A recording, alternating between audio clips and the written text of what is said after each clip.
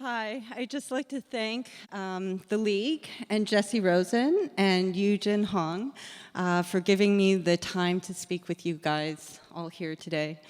It's incredibly meaningful for me to be speaking to you from here in Chicago, which is where I was born and raised.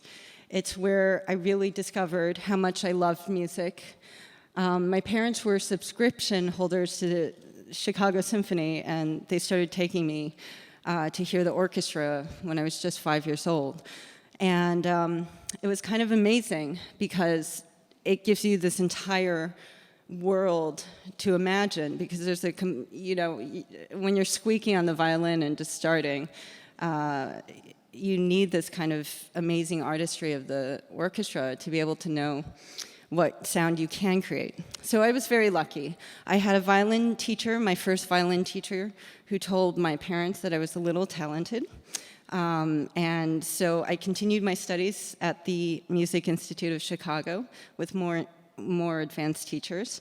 And I was really lucky that a couple years later, I got to make my debut with the CSO when I was 11. I want to tell you a little bit about my journey to get to this point. Chicago is the city where Zarin Mehta was at Ravinia, and it's where he first heard me when I was still a child. He gave me my first recital at Ravinia, introduced me to the classical music world. Because of Zarin, I met and played for Isaac Stern, who then advised me to study with Jamie Laredo at the Curtis Institute of Music. And because of Zarin's efforts, I also met and played for Felix Gallimere, who began mentoring me and directing me to attend the Marlborough Music Festival. I'm telling you about this because I want you to know that my own life was impacted and transformed because of the actions and efforts of individual people who opened doors for me at crucial points in my life, both for my musical development and for my career, which gave me the life I have today. And each of us here is an active participant in history, and each of us here has the capacity to create great impact on individual lives in our communities. When I started my life in music, I loved the music itself, and all I wanted to do was to be part of this powerful, visceral form of human communication and connection. But I also grew up in a time when people were talking about the death of classical music and the death of the symphony orchestra. And because of this, for most of my life, just like most of you, I've thought a lot about classical music, both as an art form I love and as an industry as a whole. And I've asked a lot of questions about our history and identity, our relevance and our survival. And I'm very mindful of what it means to be part of this history, this tradition of music, and my own place within it. I'm the daughter of Korean War refugees. My mother is originally from North Korea and spent her early childhood walking down the entirety of the Korean Peninsula during the war. She came to the US in 1965 as a direct result of changes to US immigration policy with the Immigration and Naturalization Act of 1965. And I'm standing here before you because despite having begun her life running from mortar fire and begging for food, she made her way to the United States. She worked as a nanny, she got her PhD in library science, and she taught at Dominican University, which is just a few minutes away from here in River Forest, for over 30 years.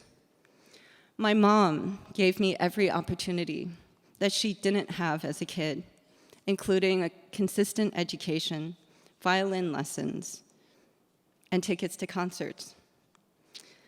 My mother's history, and by extension mine, is a familiar one for immigrants, and specifically Asian Americans. I'm part of this first generation of children born to a new wave of immigrants who arrived here after 1965 from outside the West. And as a member of this new kind of American, I'd like to talk to you about my experiences as an Asian American in classical music. Since I've left Chicago, since I was 16, I've been making music out there in the world. And at this point, I've probably played hundreds of concerts. I've made 15 CDs. I've premiered over 70 works for me. And I've had the privilege of working with a lot of musicians over a lot of number of years in a lot of different places. And I've had the privilege to create projects that musically inquire and connect the present to the past. And I've also had the opportunity to observe responses to my work, locally, nationally, and internationally. I've been intrigued in the last year by the work of American historian Grace Wong, who uses the term innate capacity to describe the capital placed on the belief that different types of music originate from, and therefore belong to, a certain group of people from a certain place. It means that an asset exists, an inheritance, an essence one is born into. This isn't an asset available for accumulation in classical music because there is the belief that mechanics, such as technique, can be imitated and practiced. But the essence of music, its heart, its soul, its spirit, is felt most palpably through bloodlines and the flow of generations. So, for example, what this means is that when we say that someone, a musician, just understands Mozart or Schubert because that person is Viennese and from Vienna, and it just flows through their blood. What we are also saying is that a person that is not Viennese, a person that is not of the West, a person not born with European blood, a foreigner, can never truly understand or express the essence, the soul of music. While acknowledging that most orchestral musicians audition behind screens, the reality is that making music on stage does not occur behind a screen. So now, I want all of us to think about what we imagine when we think about German sound. What do we think of when I say Russian soul? French style, Italian passion. Now, what do we think of when I say Chinese pianist, Korean violinist, Japanese cellist? And therein exists the racialized component that holds the belief that Asians might have technique which is practiced, but have no soul, and do not have the essence to be true artists. There's a recent study released by the Harvard Business Review in May, which revealed that Asian Americans are the least likely ethnic group in the United States to be promoted to managerial or executive positions. It's easy to understand why Asian American representation may not seem to be an issue. In some key ways, Asian Americans are the most successful demographic group in the US. As a group, Asian Americans are more highly educated with higher median incomes than any other racial group in this country. But because we are highly represented, Asian Americans are given little or no priority or attention in diversity programs. And in the end, this report reveals that although diversity programs have helped groups like white women, out of all ethnic and gendered groups, Asian American women are the least likely to be promoted to leadership. Now, when I was coming of age, Asian Americans, women, and other people of color in classical music were still very scarce. I'm incredibly grateful that I was nurtured and mentored by many members of the classical music community, many of whom are actually in this room today. But I'm especially grateful to one of my teachers, Felix Gallimere, for actively advocating for my inclusion in classical music, and for sharing his own stories of being the victim of derision and racism when he was a young Jewish violinist in the Vienna Philharmonic. Felix lived only because Bronislaw Huberman, a prominent Jewish violinist, saved his life by putting him on a boat in 1936 to what was then known as Palestine, since, as you know, there were restrictions in immigration before the change of US policy in 1965. As a side note, of Felix's 10 Jewish colleagues in the Vienna Philharmonic, 7 were killed by the Nazis. For myself, as I've become more empowered within this field, I'm more and more mindful of considering our shared collective history of classical music with its racial and gender-biased constructions. I think a great deal about Huberman's actions, the implications of his actions on Felix, and by extension, the implication of Huberman's actions on my own life, and the impact that he had on thousands of students and musicians. It all brings me back to a quote by Dr. Martin Luther King, who wrote, "Life's most persistent and urgent question is, what are you doing for others?" Because I see myself first and foremost as a musician, I've pursued 3 main goals in my life. First, I've strived to be myself, a dedicated musician that is a true and complicated presence in classical music, performing music both old and new. As Jewish musicians like Felix Gallimere found, in the face of a culture that sought to deny his existence, it becomes necessary for an artist that is a minority and an unwanted presence to defiantly announce to the world, I exist, and I exist on my own terms as an artist. This kind of defiant presence has the power to transform culture. Jewish refugees and immigrants like Felix Gallimere, Rudolf Serkin, Isaac Stern inaugurated a new chapter for classical music in this country.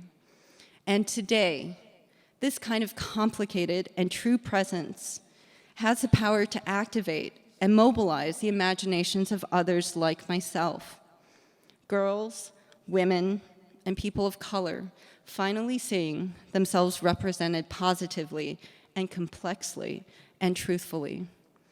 Finally seeing and opening to live a life in classical music. My second main goal has been to collaborate with, seek out, commission, and advocate for work by living composers.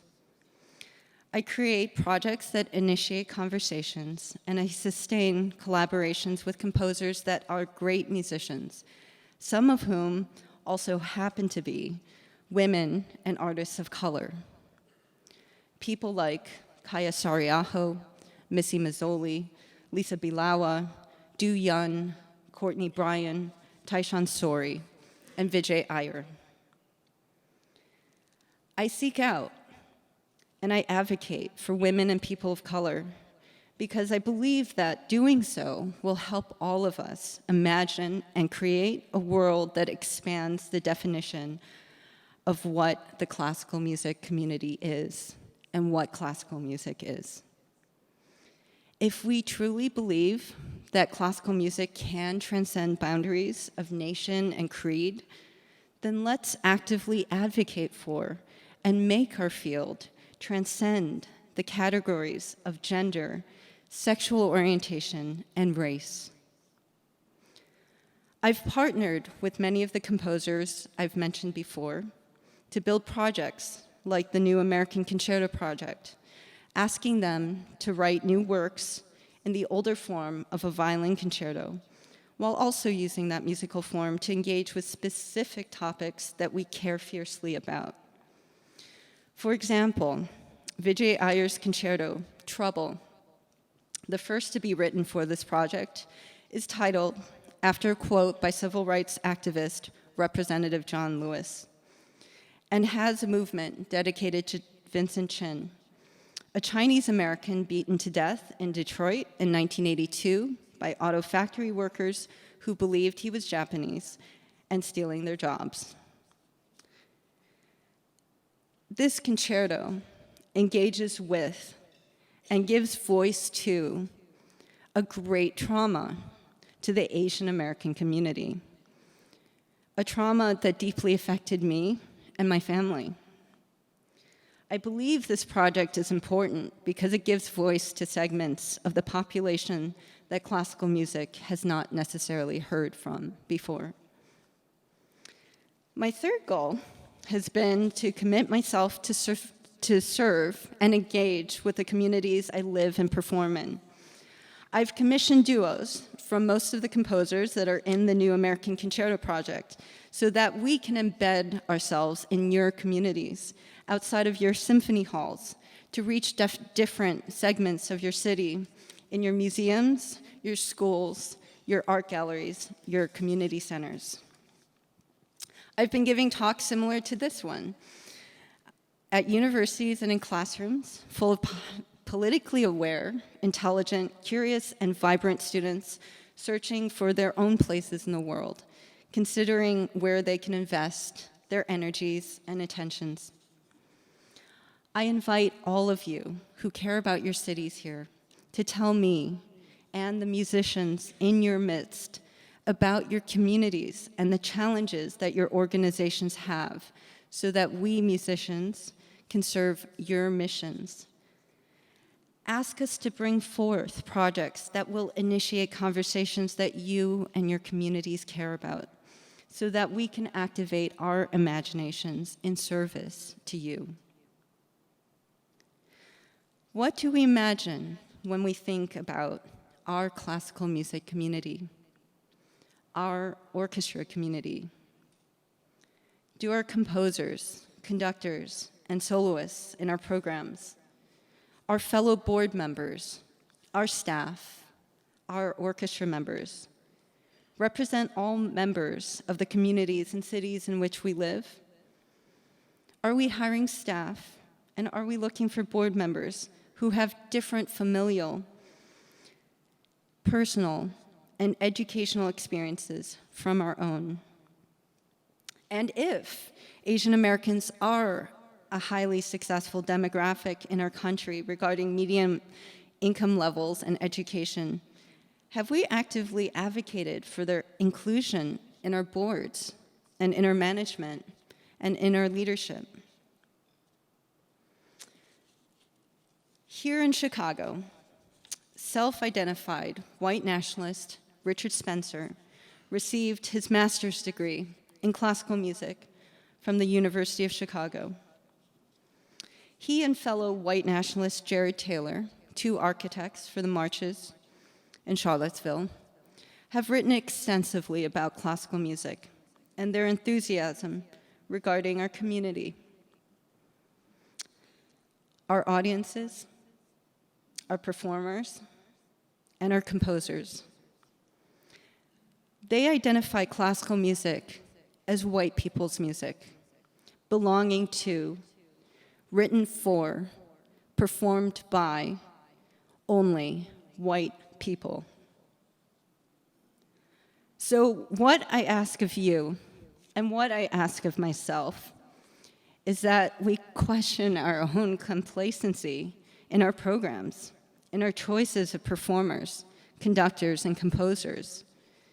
Can we confront our complicity in adopting notions of classical music that might, perhaps against our best intentions, embrace a system that excludes huge swaths of our community? All of us are here in this room because we know that classical music and music of the past is powerful. But I do wonder, what musically transformative experiences we are missing by not giving space on our programs to a composer who is engaging with our society today. What musical journeys and stories have we missed? What experiences have we been deprived of? I myself am most interested in hearing and learning the stories of others who are not like me. And in the end, the question is, will we create a new inclusive form of classical music that will impact the field for generations? Will we be the person that Zaran Mehta was to me? A mentor that advocated and advocates for a young musician who has no knowledge of the classical music world and introduces them to important artists in our field? Will we be Felix Gallimere, a generous, patient, compassionate human being who shares his wisdom with young musicians and actively fights for their inclusion? Will we be like Bronislaw Huberman, sacrificing time out of our days and our careers to save the lives of others, caring more about the welfare of others than ourselves? Imagine that the most amazing masterpieces of classical music have yet to be written. Imagine that the greatest composers, conductors, and musicians are yet to be heard.